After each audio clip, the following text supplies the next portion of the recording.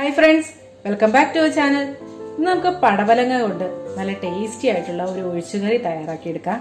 അപ്പോൾ ചോറിന് കൂട്ടാനായിട്ട് നല്ല ടേസ്റ്റി ആയിട്ടുള്ള ഒരു കറിയാണിത്. അപ്പോൾ ഇതെങ്ങനെയാണ് തയ്യാറാക്കി എടുക്കുന്നത് നോക്കാം.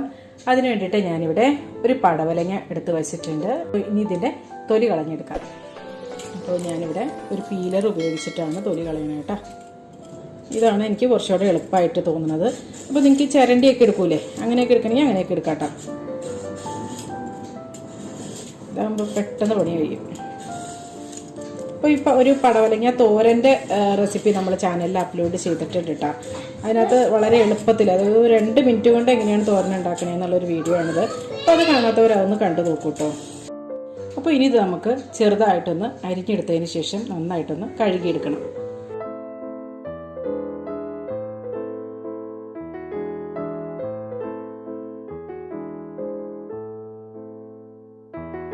ഇപ്പോൾ ഇതൊക്കെ നന്നായിട്ട് അരിഞ്ഞെടുത്തിട്ടുണ്ട്.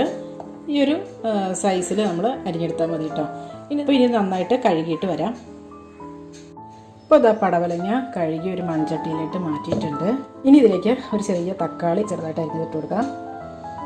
പിന്നെ ഒരു മുളക്, ഞാനിവിടെ നല്ല എരിവുള്ള മുളകാണ് എടുത്തിരിക്കുന്നത്, മെക്സിക്കൻ മുളകാണിത്.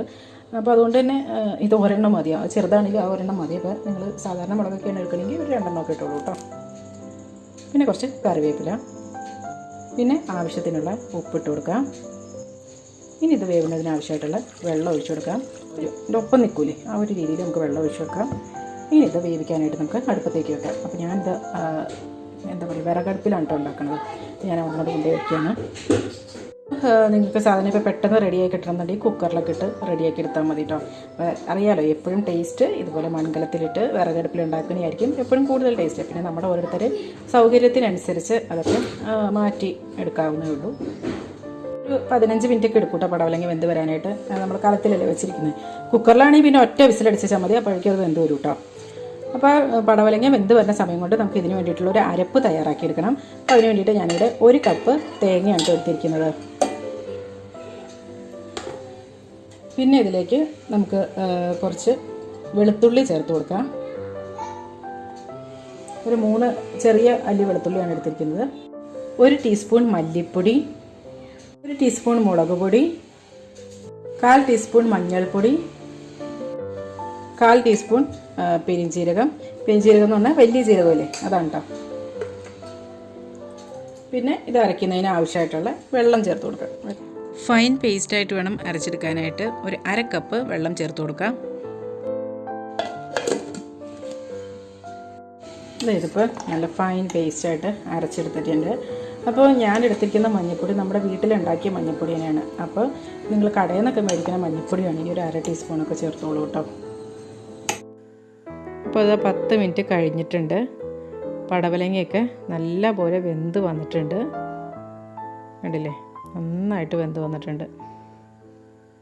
അപ്പോൾ സാധാരണ നമ്മൾ ഗ്യാസ് അടുപ്പിലേക്ക് വയ്ക്കണമെങ്കിൽ ഒന്ന് തിളച്ച് കഴിയുമ്പോൾ കുറച്ചങ്ങോട്ട് ഇട്ടേച്ചാൽ മതി. അപ്പോൾ ആ ഒരു ചൂടി കിടന്നത് വെന്തോളും. അങ്ങനെ ഒരു 10 മിനിറ്റ് വേവിച്ചെടുത്താൽ മതി കേട്ടോ.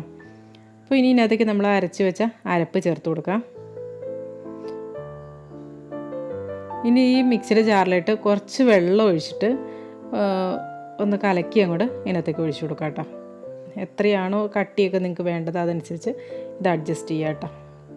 അപ്പോൾ ഞാൻ എന്താ പറയുക, ഒരുപാട് ലൂസുമായിട്ടല്ല ഒരുപാട് കട്ടിയായിട്ടുള്ള എടുത്തതാണ്. അതായത് ഈ ഒരു പരുവത്തിലാണ് കേട്ടോ എടുത്തിരിക്കുന്നത്.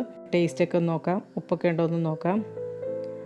അപ്പോൾ ഇനി നമുക്ക് ഇതിന് വേണ്ടിയിട്ടുള്ള താളിപ്പ് തയ്യാറാക്കണം.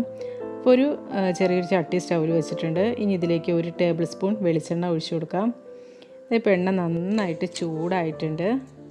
ഇനി ഇതിലേക്ക് ഒരു 1/2 ടീസ്പൂൺ കടുകിട്ട് പൊട്ടി വരുമ്പോൾ ഇതിലേക്കൊരു 3-4 ചുവന്നുള്ളി അരിഞ്ഞതും, ഒരു 2 വറ്റൽ മുളകും, പിന്നെ കുറച്ച് കറിവേപ്പിലയും കൂടെ ചേർത്തിട്ട് നന്നായിട്ടൊന്ന് വഴറ്റിയെടുക്കണം.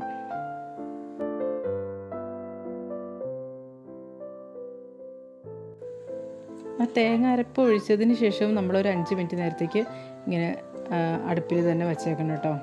അതായത് ഒരുപാട് ഹൈ ഫ്ലെയിമിലിട്ട് വച്ചേക്കരുത്, ഒരു മീഡിയം ഫ്ലെയിമിലിട്ടിട്ട് ഇങ്ങനെ വച്ചാൽ മതി.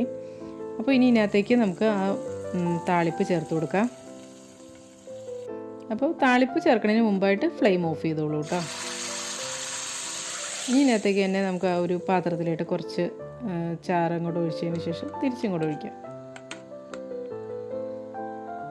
അപ്പോൾ ഇതാ നമ്മുടെ കറി റെഡി ആയിട്ടുണ്ട്. നല്ല ടേസ്റ്റാണ് കേട്ടോ ചോറിനോടൊപ്പം കഴിക്കാനായിട്ട്.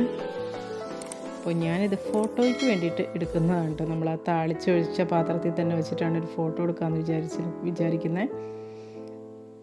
അപ്പോൾ ഇതെല്ലാവരും ഒന്ന് ട്രൈ ചെയ്ത് നോക്കൂ കേട്ടോ. തീർച്ചയായും നിങ്ങൾക്ക് എല്ലാവർക്കും ഇഷ്ടമാവും.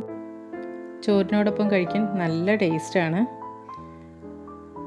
അപ്പോൾ ഈ ചാനൽ സബ്സ്ക്രൈബ് ചെയ്യാതെ കാണുകയാണെങ്കിൽ പ്ലീസ് ഒന്ന് സബ്സ്ക്രൈബ് ചെയ്ത് സപ്പോർട്ട് ചെയ്യണേ. അതുപോലെ തന്നെ ബെല്ലൈക്കൺ കൂടി ക്ലിക്ക് ചെയ്യുകയാണെങ്കിൽ ഞാനിടുന്ന വീഡിയോസിൻ്റെ നോട്ടിഫിക്കേഷൻസ് നിങ്ങൾക്ക് അപ്പോൾ തന്നെ ലഭിക്കുന്നതാണ്.